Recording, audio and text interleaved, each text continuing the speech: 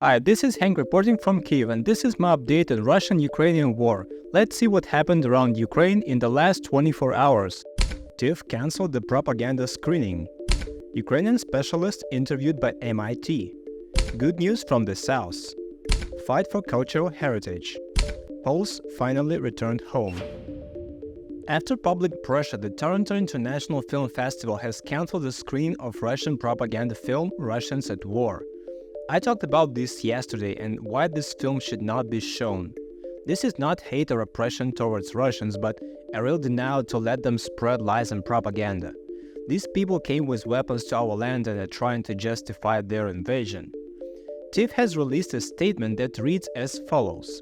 TIFF is forced to pause the upcoming screenings of Russians at War as we have been made aware of significant threats to festival operations and public safety. While we stand firm on our statement shared yesterday, this decision has been made in order to ensure the safety of all festival guests, staff, and volunteers. I really want to analyze this wording in order. First, TIFF indicates that they are canceling the screening due to some concerns about safety. That is, the problem is not the film whitewashes war criminals, but allegedly so that they may be possibly attacked because of the screening. That is, again, it is not the Russians who are to blame for the war, but the Ukrainians who are to blame for the reaction to the film. Explain to me whether this is already victim blaming or not.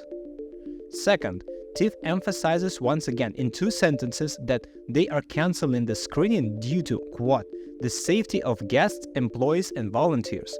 That is, they literally put people unhappy with the screening of a propaganda in a position where they pose a threat to festival guests. It's as if you were beaten and robbed on the street and told that you now pose a threat to everyone around you because you want fair punishment for the attacker.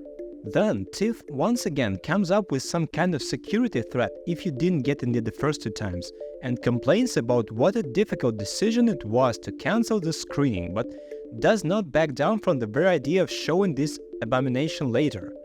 I'll be honest, I first heard about the Toronto International Film Festival 3 days ago, but now I'm just disgusted by everything connected with it. I looked at the festival's Instagram profile and how they happily show off their beautiful guests and now regret that they can't enjoy the best Russian propaganda. Throw a stone at me if Toronto doesn't have a more worthy candidate for a documentary to fill this screening time. Even watching the weather forecast would be more useful than Russians at War. After I finished writing this blog, information appeared that the Toronto police denies any data that there was some kind of danger in connection with the planned screening of this film. So the organizers of TIFF simply made up some kind of danger instead of admitting their mistake as adult and responsible people. Lies beget lies. You know, this YouTube channel should probably be called Hank Watches What's Happening in the World and Freaks Out. I'm honestly still surprised by how some people act, and I really want to just not react to it, but in connection with the war I simply have to take part in this. Now I can be neutral. Unfortunately, I've been neutral for too long and now I have no home to return to. Communications specialist Serhiy Flash, from whom I often learn news from the communications field and events in the field of radio-electronic warfare in war, published his English language interview and cited it as follows. Since childhood, I dreamed of studying at the Massachusetts Institute of Technology, but life turned out differently. Today, MIT published a large article by Charlie Metcalf about my life. The article is titled as follows. Meet the radio-obsessed civilians shaping Ukraine's drones defense. Since Russia's invasion, Serhiy Flash Beskresnov has become an influential, if sometimes controversial, force-sharing expert, advice and intel on the ever-evolving technology that's taking over the skies. His work may determine the future of Ukraine and wars far beyond it. I will leave a link under the video. This is really very interesting material, especially if you're interested in military technology and communications. Information has appeared from the military from the Kherson section of the front in the south, and this is low-key good news. As military with callsign Osman says, the Kherson section is currently one of the most stable. We control the air, land and water. Effective combat against Russian wings, meaning aerial reconnaissance drones, has made it possible to almost completely secure the right bank from the enemy's eyes. Now Russians keep their heavy equipment at least 20 kilometers from the front. Their artillery is afraid to work because the response immediately arrives. Their infantry is also trying not to make unnecessary movements. Only the Krasnopol is actively working. This is laser-guided projectile, the Soviet analog of Excalibur. This situation can be called an example of high-level skill of Ukrainian reconnaissance and FPV drone units. This doesn't mean that everything is fine at Kherson, not at all. The city itself is being shelled with Krasnopol, which brings destruction. These are still dangerous and long-range weapons, but it is precisely on the line of combat engagement that we can say that the Russians have no successes and are not trying to move forward lately. We must understand that war is a dynamic thing and everything changes every day. But if soldiers from the front give such information, it is encouraging. It means that our developments in shooting down enemy air reconnaissance are going in the right direction. Specifically, the example of the recently demolished Delenskian state, these are the namesakes of President, of the 18th century is considered, which did not have time to assign the title of historical monument, and the developer demolished the estate. By a strange coincidence, they have to build a residential complex in its place with name of the Russian writer Turgenev in the stylization Turgenev FF. Isn't it strange coincidence? Read the article. This is another area in which we are fighting to preserve our culture and history. While I was sorting out the situation with the TIFF and rewriting the text, very good news appeared.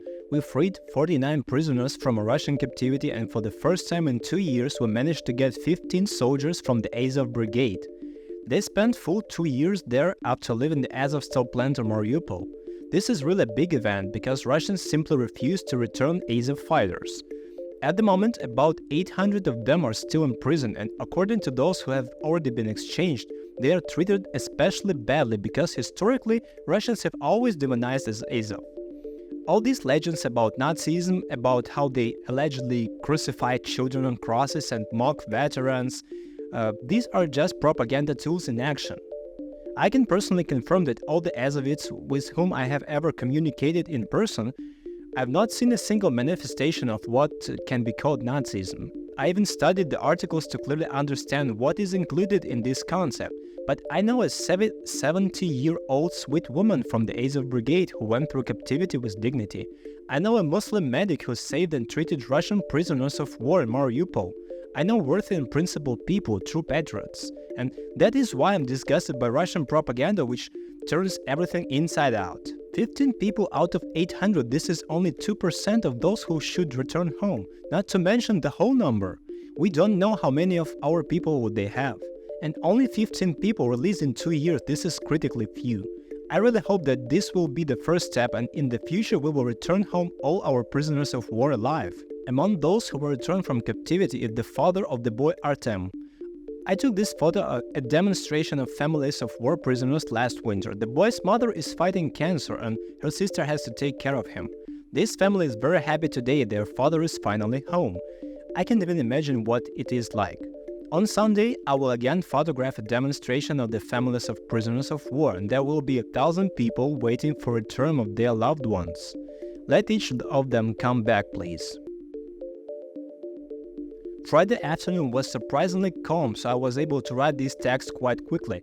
In general, I understand how convenient it is to have a team and divide these actions. One person monitors the events, another writes, translates and edits the text, another speaks into the camera, another films, and another edits and publishes the material on YouTube. Perhaps one day I'll grow up to teamwork, but for now the process is going as it is. Filming these videos is actually interesting but emotionally difficult. All this news in one way or another concerns me personally. Everything that concerns Mariupol definitely concerns me too. All these cases where people say that not everything's so clear-cut in this war, or the Russians are not so bad, this also concerns me and every person in Ukraine. Sometimes these events make me boil and I just need to be in vacuum so as not to overheat, and as a rule, at such moments missiles or drones start flying and I simply cannot escape them. Therefore, I continue this process despite how crookedly it sometimes goes. If you want to support this production of this content, all the links are under the video. I donate about half all my money to support those areas where it is most needed today. According to YouTube rules, I will not specify, but all this brings our victory step by step. Thanks to everyone who watches and writes to me. I hope you're safe where you are.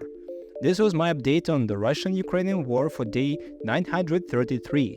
Take care and I hope to see you tomorrow.